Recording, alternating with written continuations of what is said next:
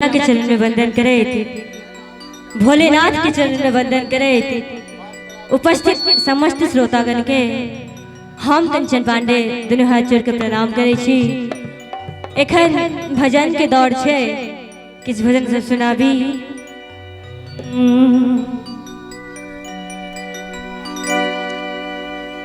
सर्व स्वरूपे सर्वे से सर्व शक्ति समन्विते भयभ्यत्राहिनो देवी दुर्गे देवी नमोस्तुते।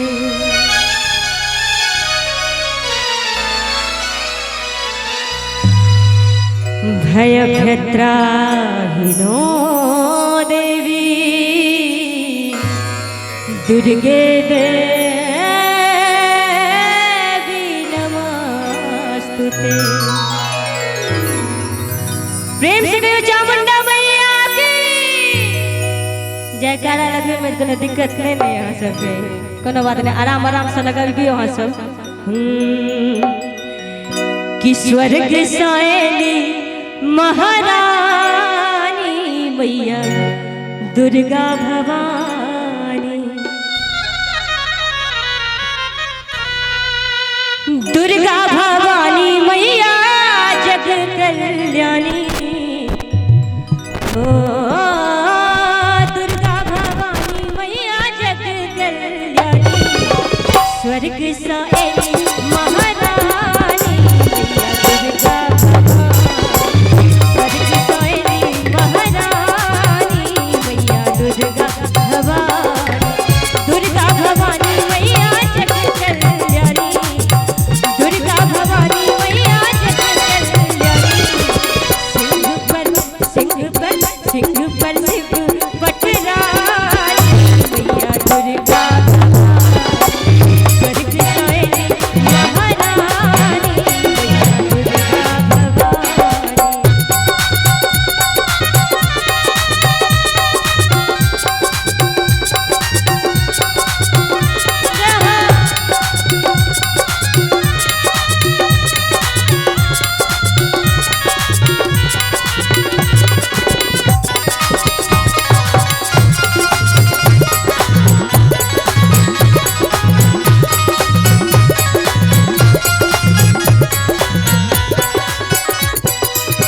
प्रलय काल के हंस न जानी, प्रलय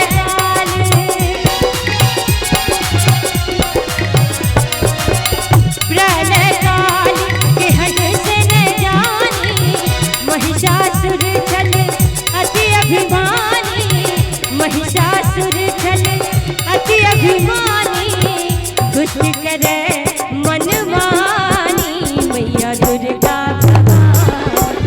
दुष्ट करे मन मानी मैया दुर्गा भवानी।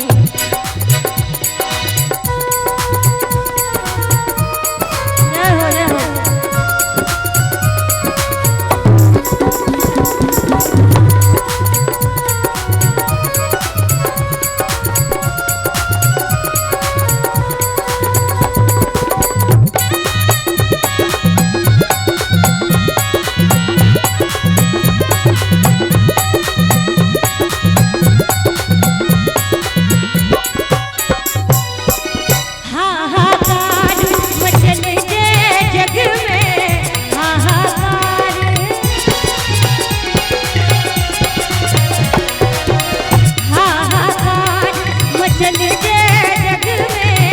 देवतागण बैसल चरणन में, देवतागण बैसल चरणन में, कर जोड़ करत कहानी मैया दुर्गा भवानी, कर जोड़ करत कहानी मैया दुर्गा भवानी।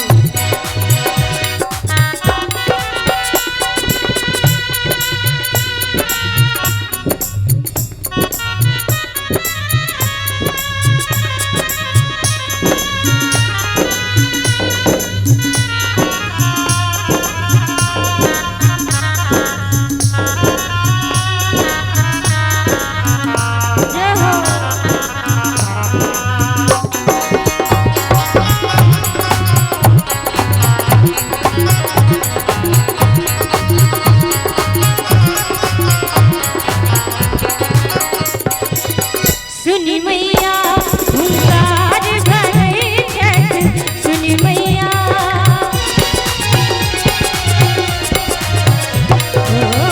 सुनी मैया हुंकार भरे छठ दानव के सिर धर सा कटे कि सुनी मैया हुंकार भरे छे दानव के सिर धरसा कटे छे। और मैया सब गोटे विनती करे छथिन और मैया जिनका जिनका हाथ देने छथ कनी हाथ उठा दियो सब गोटे जिनका जिनका देने छथ उठा दियो जिनका नहीं देने छथ ओ सब नहीं उठाओ कोनो बात नहीं छे एक हाथ उठाबै छियै भाई भगवान के ठकै छियै कि हमरा आ एकटा रंगदार सबके बीच में देखियो हिनका सबके भगवान से कोनो मतलब नहीं ई सब इंतजार करे छथिन जे ओ वाला सब कखन हेतै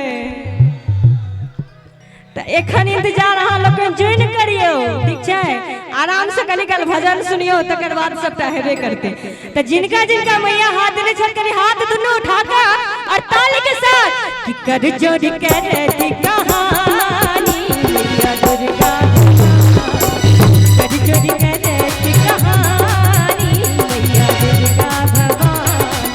दुर्गा भवानी मैया जग कल्याणी दुर्गा भवानी मैया जग कल्याणी सिंह पर शिव पटरानी मैया दुर्गा भवानी सिंह पर शिव पटरानी मैया दुर्गा भवानी स्वर्ग सोएली महारानी मैया दुर्गा भवानी स्वर्ग सोएली